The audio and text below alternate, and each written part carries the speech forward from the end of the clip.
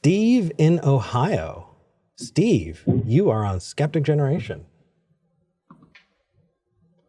Cool. Hi. Hey, How are you? I'm doing well. Thank you for calling in. So, Yeah, thanks for having me. Go ahead. I'm just, you're coming in nice and loud and clear, and the last two callers were really quiet, so I'm just adjusting your volume a little bit, and you should be good now. Got it. What did you want to talk about today? So first, real quick, just get out of the way. Long-time follower, first-time caller. Glad to have you back. I've been waiting for when you guys come back in. Aw, I really appreciate that. Thank you. I am so surprised that people remembered and are excited for this to be back. It is surreal, and it is filling me up, like, confidence-wise, in a way that I have deflated in the last few months. So I'm like really, really happy about that. Steve, what did you want to talk about? So, ironically, you came back at about the perfect time. So my wife is or was pagan. She is very rapidly losing her faith. As she described it, she took a peek behind the curtain and now cannot get away from the conclusion that there is, more probable than not, nothing after the lights go off. And she is going into depressive spirals pretty much every night.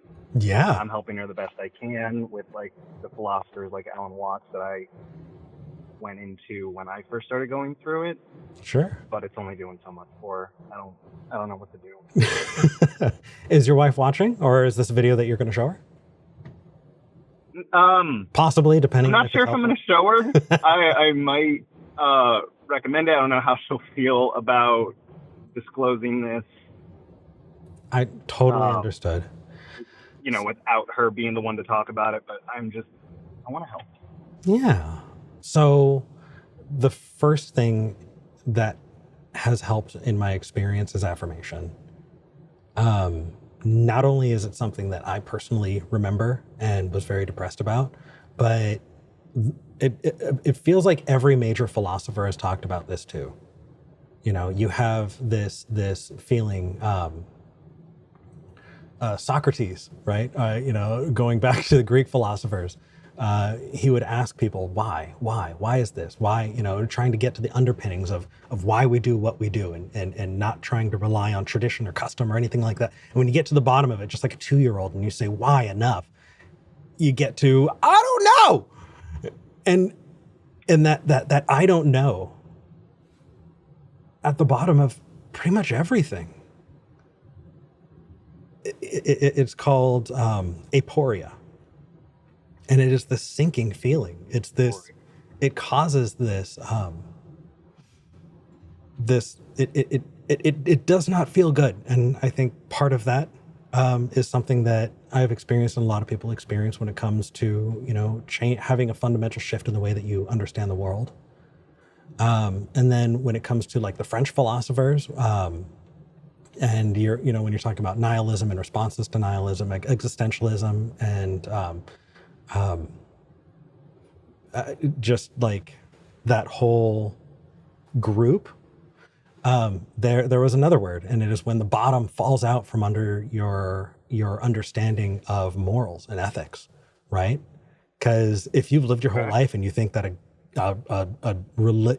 God is watching your every move and is going to spank you, if you do something wrong, and then that God just goes away, there's this free fall that happens because it's underpinning so many things in your life. And one of those big things is, how do we treat each other and how do we treat ourselves?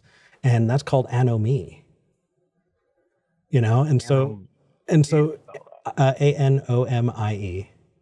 Transhumanist Psych says absurdism. You're absolutely right. That is Camus' response to the nihilism question. It's important to recognize and affirm, first off, that this is something that we have struggled with for a really, really, really long time.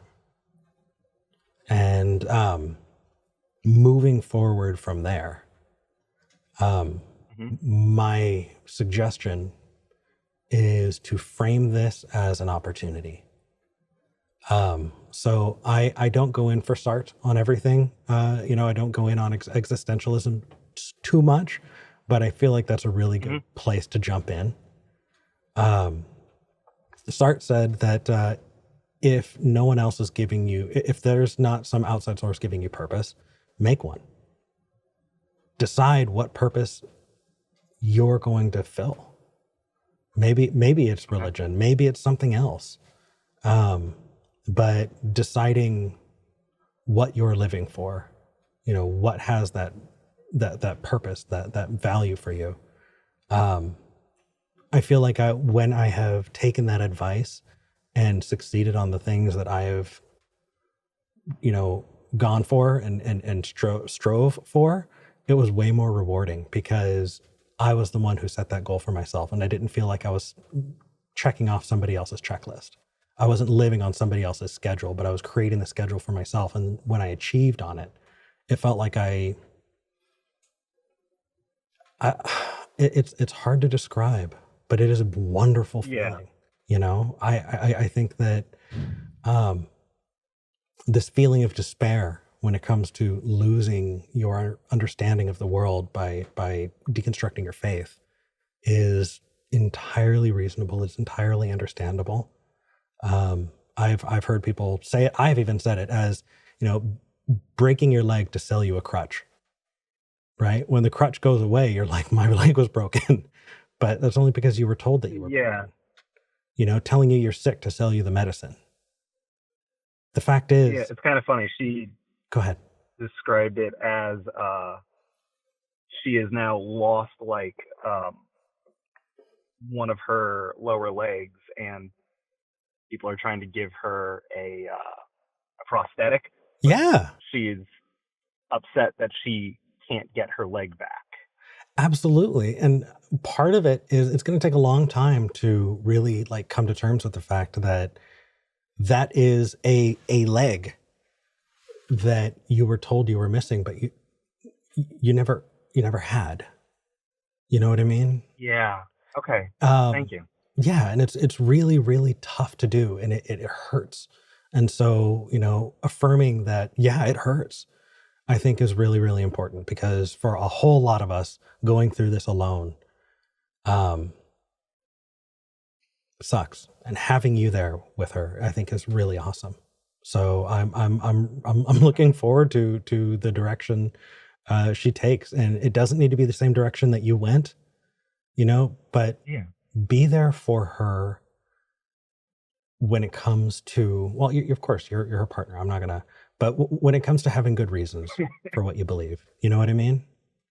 Yeah. This is a time of epistemic upset, and now's a really, really good time to fill out that toolbox that she's going to be using for the rest of her life. So I'm excited for you. I'm excited for her. I know it's scary and it's sad and all of that, but there's no growth without pain. Not really. Without pain, there's nothing that's going to push us forward into whatever the next great version of ourselves is. It sucks and I hate it and I wish I could grow without it, but it feels like that is just a major part. And so that pain is the growth, the beginning of this next great person, this next great version of this person that you love. So that's exciting. And I hope it works out for you. Yeah.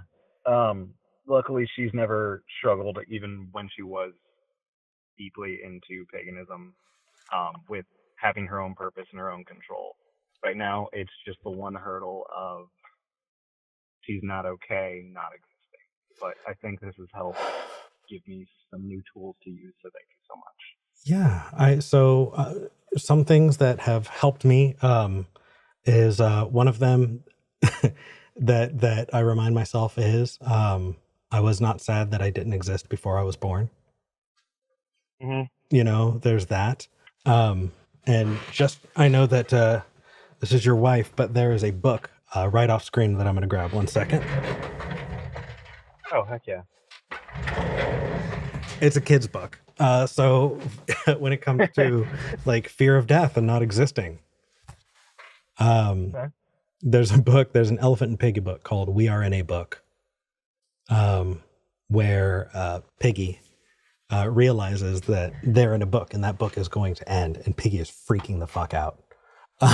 Oh my gosh. Yeah, right. It's this existentialist nightmare, and the way that Elephant responds is really beautiful. He says, "Well, then this is our time to celebrate while we can. Let's do all the things we want to do beforehand."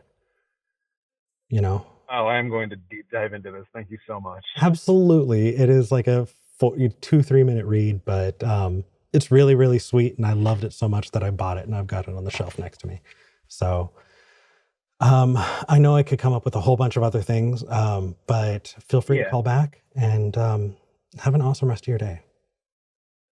Yeah. Thank you so much for, again, letting me on here. Thank you, Steve. Take care. Take care. What a sweetheart. Oh my gosh. I loved that.